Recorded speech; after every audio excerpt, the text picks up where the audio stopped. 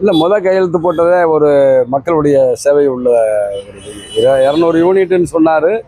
அந்த 200 யூனிட்டுக்கு கையெழுத்து போட்டு மக்களுக்கு ஒரு நன்மையை செய்யக்கூடிய பலனை கொடுத்துருக்காரு. அவர் ஒவ்வொரு திட்டங்களும் நல்ல திட்டமாக தான் அறிவிச்சிட்டு வர்றாரு. இதே நடைமுறைக்கு வந்தால் விஜய் நல்ல முதல்வர் தான்.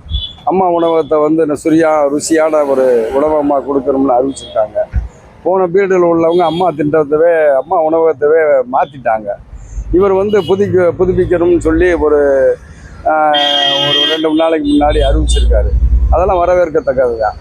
அதனால் முதல்வரை ஓரளவுக்கு நாங்கள் ஒவ்வொரு திட்டங்களையும் பாராட்ட தான் செய்கிறோம். உண்மையிலேயே விஜய் சாருக்கு தான் ஓட்டு போட்டது.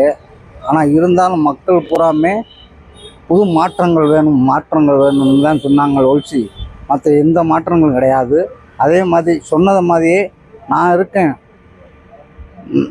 இருக்கேன் மக்களுக்காண்டி, நான் மக்களோட சேர்ந்தவன் அப்படின்னு சொன்னதே விஜய் தான்.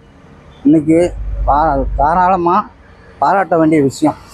ஒவ்வொன்றும் நிகழ்ச்சி பூரா நல்லபடியாக சந்தோஷமாக செஞ்சுக்கிட்டு இருக்காரு. அது எந்த குறையும் இல்லை. ஏழை மக்களுக்கு நல்ல திட்டம் தான்.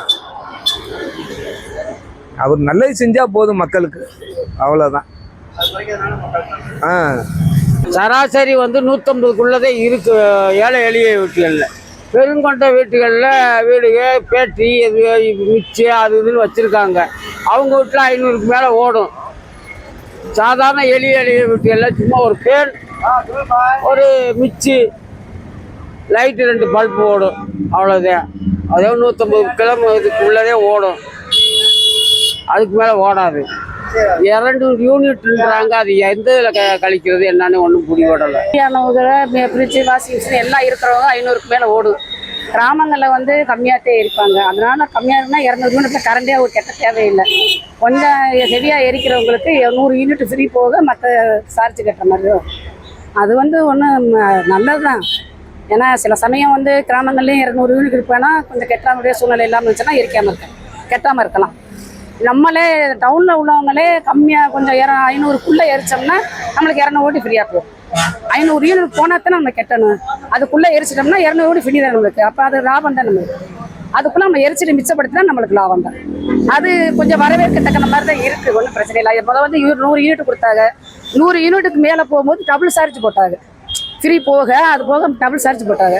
இது எப்படி 100 யூனிட் போனால் டபுள் சார்ஜா இல்லை அதே யூனிட்டா சார்ஜான்னு தெரியல.